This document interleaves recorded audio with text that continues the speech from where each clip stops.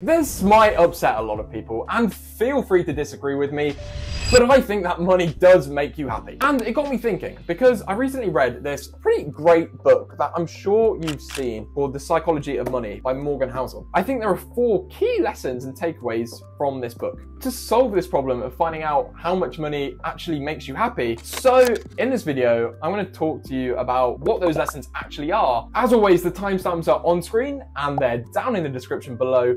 But that's enough hanging around. Let's get right into the video. So the first tip from the book that is going to help us understand how much money we need to be happy is called the man in the car paradox. So imagine it is a nice, hot, sunny, warm day. You're stood outside and you hear and then see the most beautiful Ferrari come past you, and it stops at a traffic light. But are you looking at the person inside the car, the person who's actually driving, and probably the person who's invested all of that money into buying the Ferrari? The chances are you're most definitely not. And instead, you're just looking at the car. But that's the paradox that Housel talks about. Because you're admiring the car, you think it's really cool and you think it's kind of a status symbol, all of which might be true, but the paradox comes because you're associating these feelings with yourself, thinking that eventually if you can buy that expensive car or whatever kind of thing you might admire, then all of those feelings will come back onto you. But the reality is, as humans, we're all quite selfish. So even if one day you eventually afford that Ferrari, people will just use that object as kind of a benchmark to measure their own success against. So one of the biggest problems we get when trying to decide how much money actually makes us happy is that most people say that they want to be a millionaire, or I mean in this day and age even a billionaire. What they actually mean is they just want to spend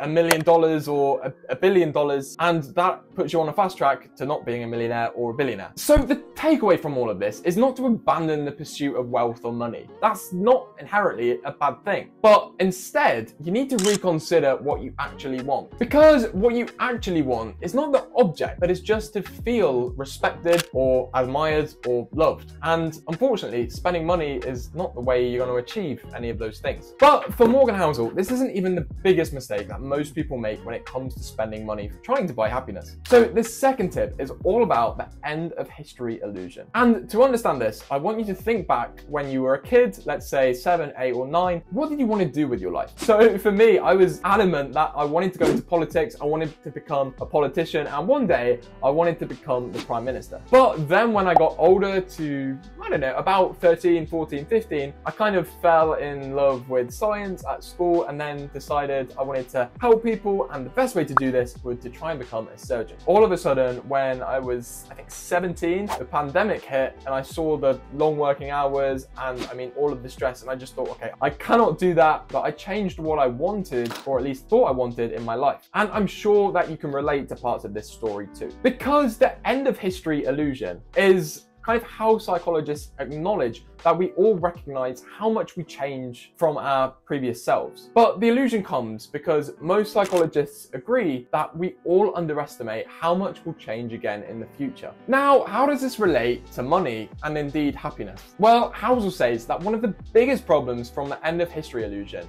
is that most of us get locked into fixed financial positions that we struggle to change. So Housel says that the solution to avoid this problem is just trying not to lock ourselves into an extreme financial position. It's much better to have a moderate amount of free time, a moderate amount of disposable income, a reasonable commute to work, and a moderate amount of commitment than it has to have an extreme version of any one of these things at the payoff of another thing. But the next tip that Housel gives is quite possibly the most dangerous mistake people make when it comes to wealth and happiness. So it's pretty crucial that you listen closely. And that third thing is just not understanding at what point is enough. So I want you to take a look at this little graph of money and happiness. So of course, at the start of the video, when I said that money does buy happiness, obviously we need money to buy essentials. Essentials like food, housing, water, enough to pay our bills, any kind of healthcare needs. That's all things that we need enough money to spend. That gives us kind of a baseline level of happiness. However, after this point of basic kind of happiness and our basic necessities have been met, anytime we're spending money, it's just kind of superfluous things. As you're spending money on experiences, and relationships, there does come a certain point in time when this happiness doesn't increase anymore, or at least doesn't rise as exponentially as it did before. And the problem with this is that it falls into the trap of the hedonic treadmill. And essentially, this theory just says that as we spend more and more money in search of a little bit more happiness, each time our happiness just returns back down to that baseline level. However, each time we then try and do this process again, we need to spend a little bit more money to get that same hit of dopamine. So the point from all of this is that we need to find a level in which we're content with the amount of money we have. And one of the biggest problems with finding out when this point in the graph actually is the issue of social comparison. I'm guessing that most of you do not have as much money as Cristiano Ronaldo, who right now has an estimated net worth of $260 million. However, if we then asked Elon Musk to repeat this same exercise, then obviously if he compared his net worth to Cristiano Ronaldo, he is going to feel exceedingly poor if he had to downsize from his $209 billion net worth to Ronaldo's measly $260 million. So the point that Housel kind of makes from all of this is that when we think about money and happiness, we need to think about it from a selfish perspective. So Housel gives an excellent example of food. So the thing is, we never know how much food is too much until we've had enough to the point where we feel sick. And I think that's the same for money. The thing is, you just need to find out at what point will the pursuit of money and the kind of your career goals actually not be worth it anymore because it's too damaging to your health, your relationships, or indeed, possibly even your reputation. And the fourth thing that we can take from the psychology of money is this idea of relativity. What if I told you that there was one thing, just one thing, that dictated your happiness? It doesn't depend on the size of your house, where you live, your education, or indeed even your salary. To understand this, Housel gives an excellent story of somebody who lives in New York, and they work pretty much 24/7,